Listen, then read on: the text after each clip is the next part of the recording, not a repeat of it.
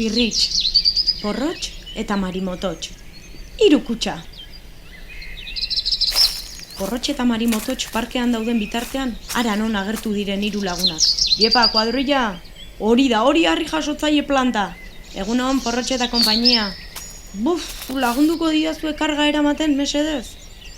Nola ez? Aizu, Martin Ber, zer daukazu kutxa pixutxu honetan? Bertsoak egiteko behar dudana.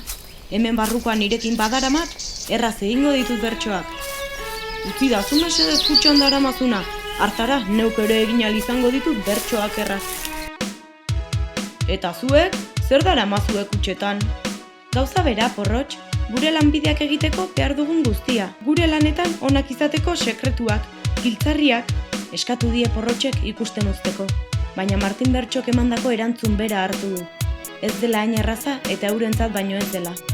Guztiz haserre geratu da porrotx eta gauerako plan bat prestatu du.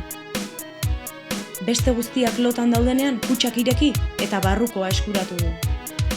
Ikasi eta entrenatu, pazientzia, ikasi eta entrenatu. Pazientzia? Bai, egia da. Aztu egintzaigu, gurean ere pazientzia. Gure lanetan ere beharrezkoa da eta ganorazko gauzak ikasteko ere izan behar da jakin mina, porrotx. Ikasteko jakin mina? Inoiz ez da harina.